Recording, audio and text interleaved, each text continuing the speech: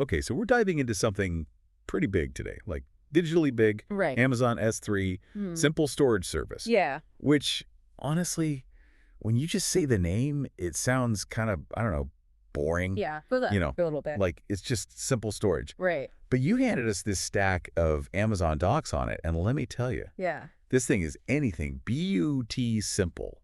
No, not at all. It's deceptively simple, that's for sure. So we're going to try to break this down because it's actually how a lot of the internet runs on a day-to-day basis. Yeah, I mean, think about it. Like, Yeah. when was the last time? I mean, if you use Netflix, Yeah. when was the last time Netflix, like, didn't work? Right, exactly. It's rock solid. And it's handling, what, millions and millions of users at the same time, probably? Oh, yeah, constantly. And all of that is running through systems like S3. So this isn't just like, storing my vacation photos. No, no, no. This is a big deal. This is big-time stuff. Mm-hmm.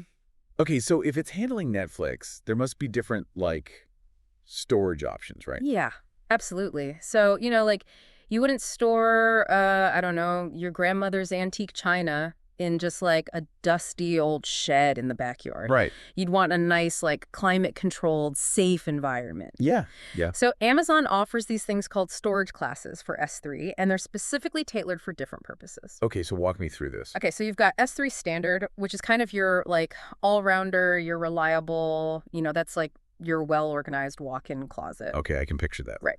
Then you've got S3 Express One Zone, and this is all about speed. Okay. So if you need to access something very, very quickly, Hmm. like urgent work files or something, this is what you would use. So it's like overnight shipping. Yeah, exactly. Exactly. Super fast delivery. Gotcha. And then on the other end of the spectrum, you've got Glacier. Okay. And this is for long-term archival. So it's very secure, very durable, but it's also the most cost-effective. Right, because you don't need to get to it quickly. Exactly. This is for stuff that you're like, I need to keep this safe, but I don't need to look at it every day. So it's like that box in the attic, but you know it's safe. Yeah, exactly. Like maybe your old photo albums or something. Yeah, yeah. Okay. And then on top of all of that, there's actually S3 intelligent tiering, which is really cool. Okay. So this is like having, like a super efficient storage assistant Okay. who's constantly moving your data around based on how often you're accessing it. Oh, interesting. So if you haven't opened something in a while, it'll get moved to like duper storage. But if you're using something constantly, it'll stay very readily accessible. So it's kind of automating that process of what should go in the attic and what I need to keep handy. Exactly. It's all about being cost effective and efficient. That's really cool. Yeah, so you don't even have to think about it. So we've got all this data, right? And it's all in this big digital warehouse. Right. But my question is, like, how does Amazon make sure that nobody's breaking into my warehouse and making off with all my stuff? That's a great question, and that's something that Amazon takes very seriously. Yeah. So imagine this digital warehouse, right? But it has like layers of security, like something out of a spy movie, right? Yeah. You don't want just anyone wandering in. Right. So they have a few different ways of doing this. At the very core, you have something called bucket policies. Bucket policies. Yeah. So think of this as like the master key to your data. Okay. You control who can come in, what they can access, and what they can do once they're in there. So it's not just about having one lock on the front door. It's about who has the keys to which rooms. Exactly. Very granular control. Okay. And then on top of that, there's something called IAM. I am. Yeah. It stands for Identity and Access Management. Okay. And this is all about controlling who within your organization has access to what. So like different security badges for different departments. Exactly. Like you might give your developers access to some data, but not your marketing team, for example. Right. Okay. And then you can get even more granular than that with access points. More granular. Okay, we're getting really specific now. Yeah, so this is like, if you have some really, really sensitive data, Uh-huh. you can set up a completely separate entrance for that data with its own like security guard who has very specific instructions about who can come in and what they can do. Wow, so it's like a VIP entrance with like biometric scanners and everything. Pretty much. It's all about making sure your data is as secure as it can possibly be.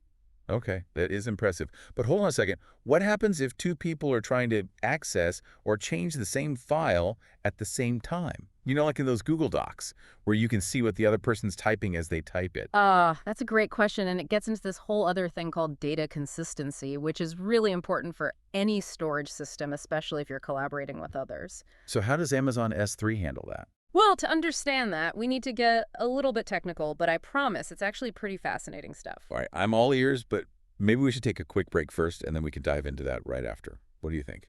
Sounds good to me. All right, so we were talking about data consistency before the break. Yeah, yeah, data consistency. You said it gets kind of technical, but it's important.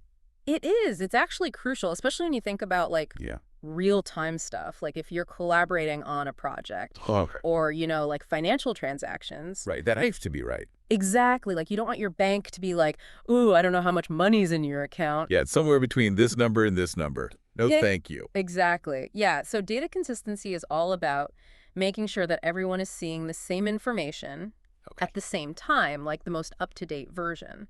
So how does Amazon S3 actually make sure of that? Okay, so basically every time a change is made to a file in S3, it's given this like unique version number. Okay. So even if like two people are trying to edit the same file at the same time, Right. S3 knows exactly which version is the most recent. So it's like time-stamped or something. Exactly, exactly. It's Yeah. like a really, really organized librarian who's keeping track of every little change. Well, I like that analogy. Mm-hmm. Okay, so that makes sense for, like you said, financial stuff. But what about other things? Like, what's another example where this really matters? Like online gaming, for example. Oh. If you're playing a game with someone online Yeah. and like there's lag or the data's not consistent, it's super frustrating. It ruins the whole experience. Right, So exactly. S3 is making sure that everybody's playing the same game at the same time. Exactly, with all the right information. That's wild. Okay, so we've talked about storage classes, we've talked about security, data consistency. Right, yeah. It seems like S3 is this like incredibly powerful tool. Oh, it is. And here's the thing. It's not even just S3 on its own, right?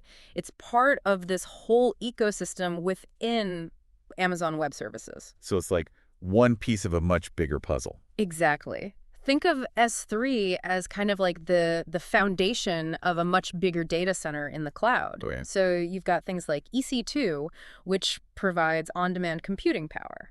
Okay, I've heard of that, but I don't really know what it is. So let's say you need to like process a ton of data that you've stored in S3, right? Yeah.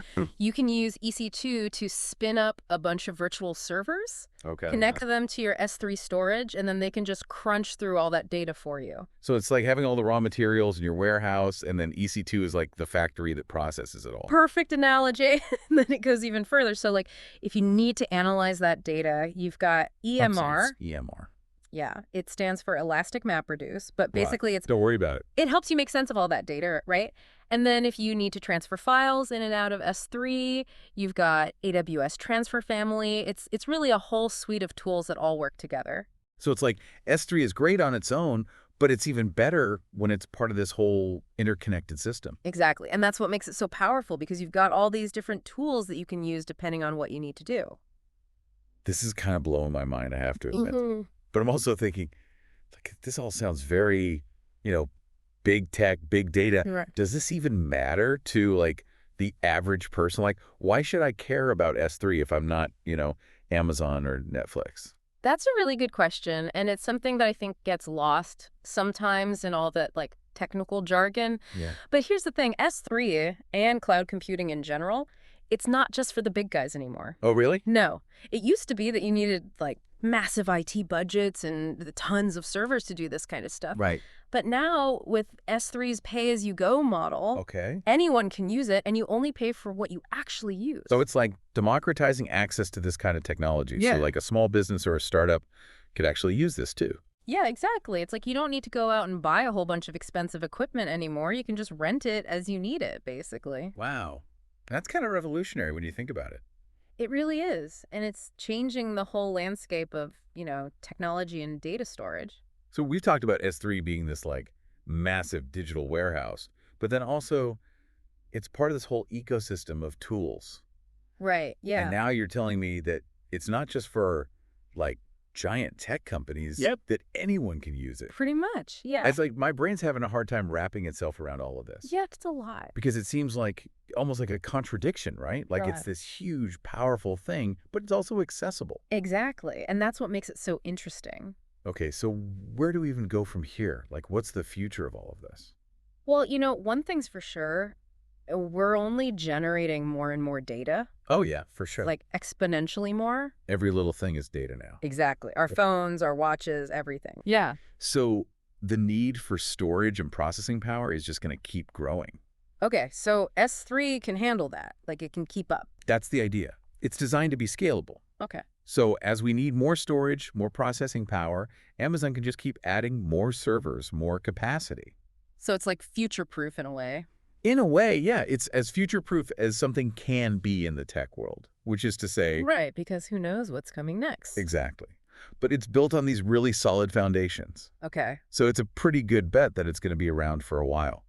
Well, that's good to know because honestly, I'm starting to think that maybe I should be using this too. Like, all of this sounds pretty amazing.